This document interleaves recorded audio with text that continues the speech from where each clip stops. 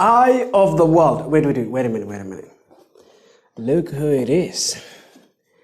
It is the Mad Queen herself. I really love this cat, but at the same time, I'm like, what do I do? I'm not particularly certain because she's so crazy, but if she comes in, she makes the shooting a hell, but the video comes out much funnier and much better. Okay, so I don't know, I'm conflicted. So, Eye of the World, I have a bizarre question, which is a question that surprises me, which is, why haven't I enjoyed this novel as much as I expected to enjoy it? Because I had such severely high expectations for this novel.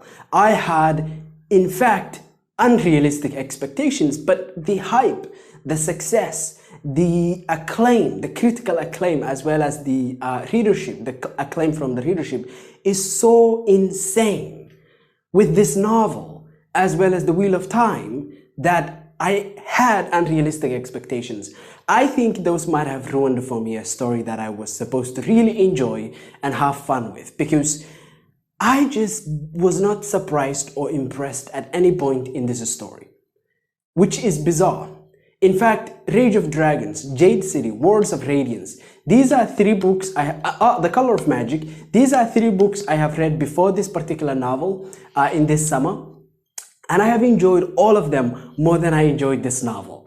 I have no explanation, because I literally expected this was going to be the novel that literally makes the year of 2020 the year for me, right? But it was not the case, and I found myself highly disappointed. Why? I think it's just the expectations, because let's talk about the biggest problem with this novel.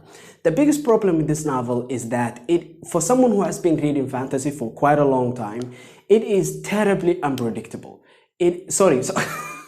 Opposite, it is terribly predictable. You have a chosen boy, okay, in this particular case, Rand Al Thor, and he happens to have, as we learn from Tam after the Trollocs attack, that's a minor spoiler, but yeah, we get to learn that he has a special heritage, and he goes on a journey, right, to become a badass, some sort of a dragon reborn, Louis Therin in this particular case. We get to meet that particular version of what Rand should become in the far future in the prologue, right, which is Louis Therin, this guy who saved the world before he was the dragon, and now we are looking for the dragon reborn because there is a prophecy and all of that, and he goes on a journey, an adventure through a very fantastical, wicked land that is broken, but of course he is supposed to restore all of that. Good luck, first of all. It's a tough task. But number two, he's joined by a guiding wizard. In this particular case, we have a very powerful Aes Sedai, which in this particular story, entirely female as far as I'm aware, because the siding, the other half of the magic, has been completely corrupted. So there are no powerful male magic users who can use the one power as it was explained in the novel. So technically speaking, he's joined by Moraine, I believe. That's how you say the name. I'm not sure. And then we have other people in the squad, like you have Matt, Perrine, Tom, what was that? Egwene, Rand's Crash. Basically, there's a whole squad of people. They go on an adventure through a wicked land, and then at the end of the story, there's a fight with the Dark Lord.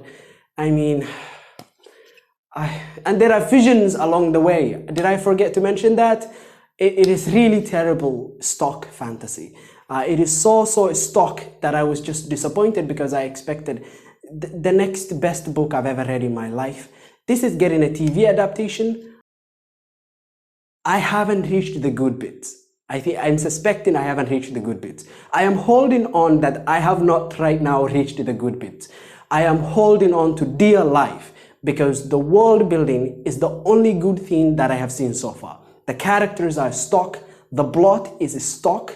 The struggles between evil and good, it is a stock fantasy.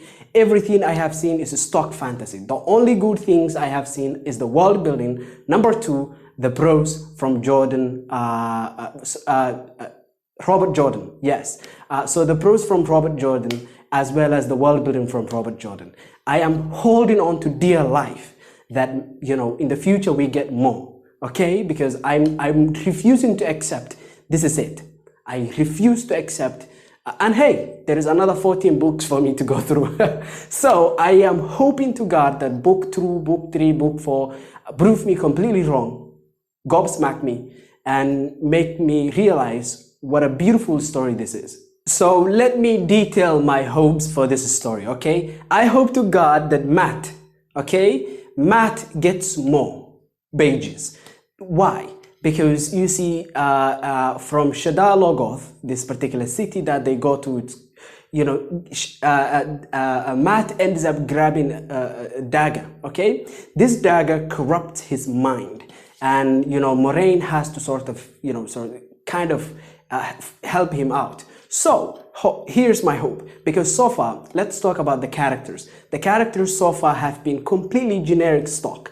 There has been nothing about the characters. It completely makes me sad that the best character is number one, Louis Therin, who is in the prologue, or Matt, okay, in this particular story, because I am confident that Robert Jordan can write a character.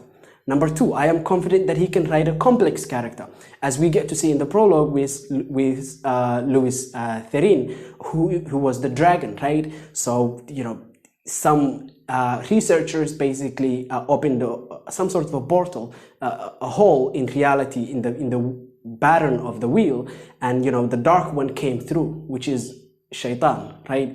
Which means Lucifer in Arabic, and basically Shaitan comes through, and he basically results in a war, a major war. Louis leads the world, the dragon leads the world against the Forsaken, as well as the the Dark One, or the Dark Lord in this particular case, the Dark One, and in the process, you know, he has to, in order for him to close the portal and to imprison this Dark Lord, he has to interact with him and touch him, right? And this, you know, allows the Dark Lord to sort of corrupt the male half of the magic. Yes, this means all the men go freaking crazy. All the men with magical powers who are really powerful, they go mad, okay? And they start destroying the world. So the dragon, who was the chosen one, literally butchers his family.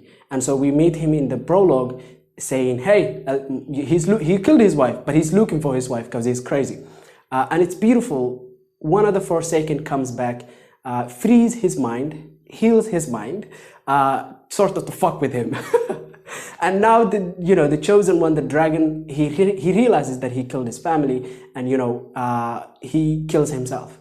This is beautiful. This is a very tragic story, but it's beautiful as well, because it tells me, that Robert can write a character, okay? And number two, Robert can write a complex character. I hope that he does something with Matt, because it is obviously has been set up. I hope to God that he does something with this, because the only hope for the characters at this point is Matt. And I doubt that there will be any hope for the other characters. Maybe something happens with Rand in the second book and he goes, wacko. But I don't know if that will happen. So far, Matt looks like an angel. Maybe that's because it's a setup. But anyhow, my hopes is that Matt gets more of a beige time, okay? And he becomes more of a protagonist. In fact, I hope Matt completely replaces Rand as the protagonist and he becomes the protagonist of the story, because he has more of a potential to be a much better written character. And he just has the potential to be a very great character, okay? Let's talk about what I loved. So far, we have talked about what I didn't like, which is, the characters stock, the plot stock. But let's talk about the world building. The world building in this story is so good. I think it's the best world building I have seen since J.R.R. Tolkien, because a lot of people talk about Brandon Sanderson and how his world building is great or very good. Actually, Sanderson is the guy who finished The Wheel of Time, right? Yeah.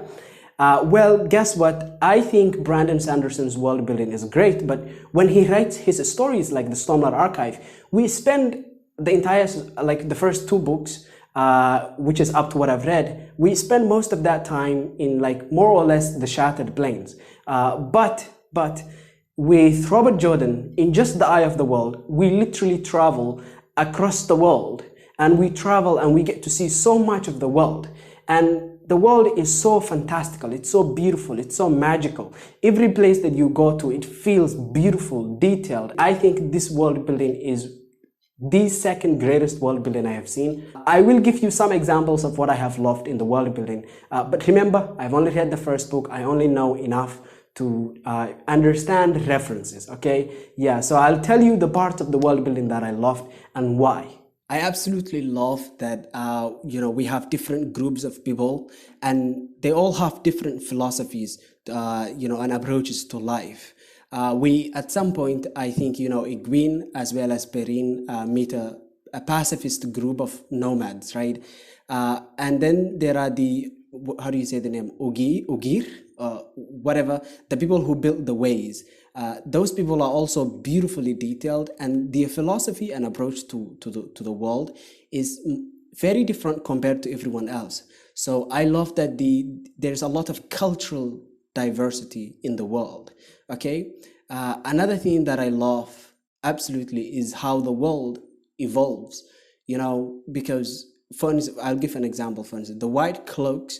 And the people of Emin's field, they don't like the dark friends, okay? The dark friends who serve the dark one, this shaitan, they don't really love those people. And it makes sense. It absolutely makes sense because this is sort of a reaction from the people to evil, okay? So many authors would just not really write. For instance, at some point, Maureen, I believe is the name. She is attacked, sort of, not physically, but verbally. A lot of people in Emin's field claim that she works for the Dark One because of her magic, right? And this is beautiful. This is really, really beautiful. You don't get to see this in a lot of fantasy.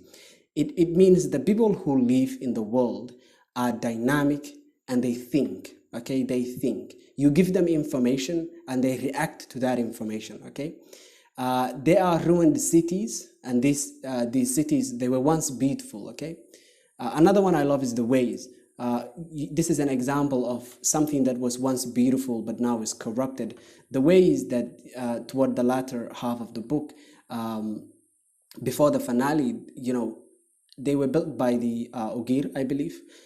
They were beautiful ones. They were well constructed. They were not corrupted, but now it's completely corrupted. And the Trollocs are using them. And so to get around much faster. And so it's beautiful world building because it's world building that is alive. It's not static, you don't get to see one city that is the same for 5,000 years. Like imagine in most world building you have the city of blah blah stood for 1,000 years. What the fuck are you talking about? There is no city in the world that has stood for 1,000 years. It has been broken, shattered, rebuilt, and then broken and shattered and rebuilt again.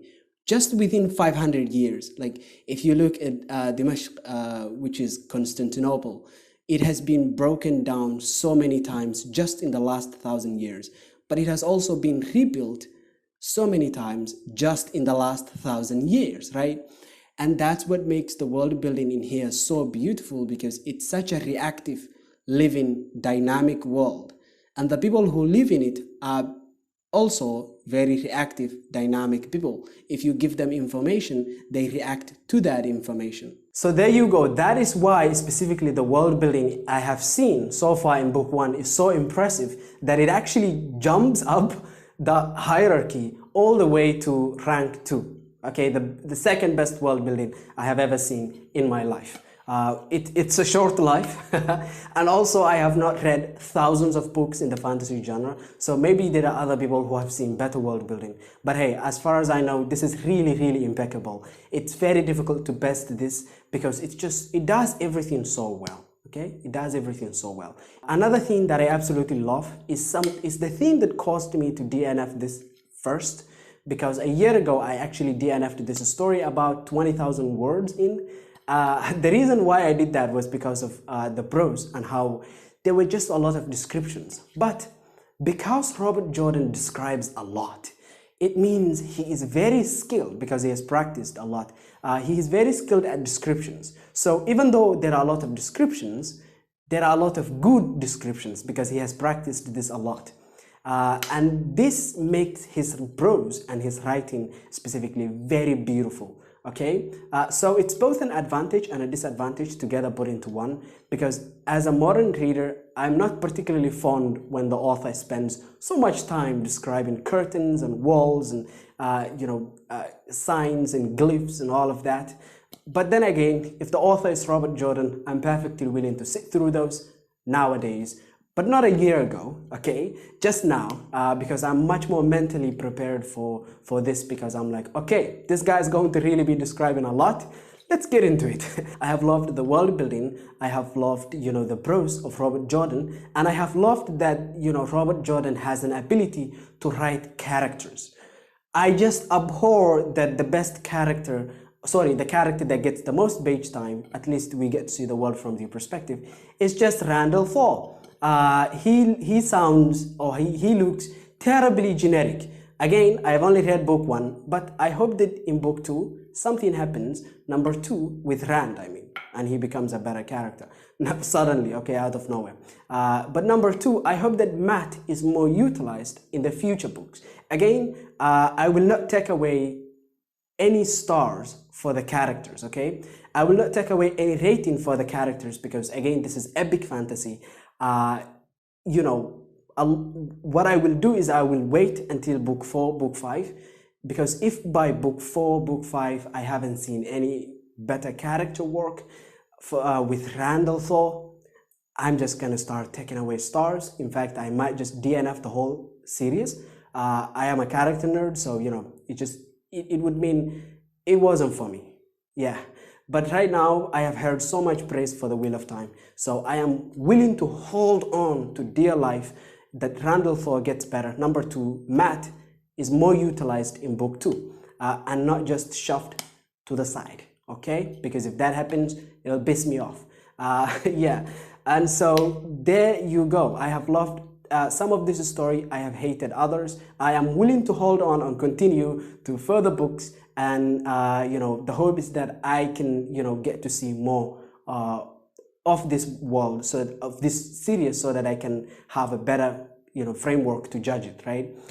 Just 300,000 words out of more than 3 million, so we will get to see, I suppose. So what do you think of this particular book? If you have read it, tell me down in the comments below, and please tell me if Matt or Rand Al Thor get better. Just a hint. Don't spoil anything. Just say to your question, yes, no. Yes or no, okay? Just tell me a bit of encouragement. I would really use that. So thank you, because again, this was 300,000 words. This first book was 300,000 words. I had to read 30,000 words every day for more than a week to get through this. So it was really a lot of storytelling. So I hope that you enjoyed this video. If you did, consider subscribing. Have a nice day.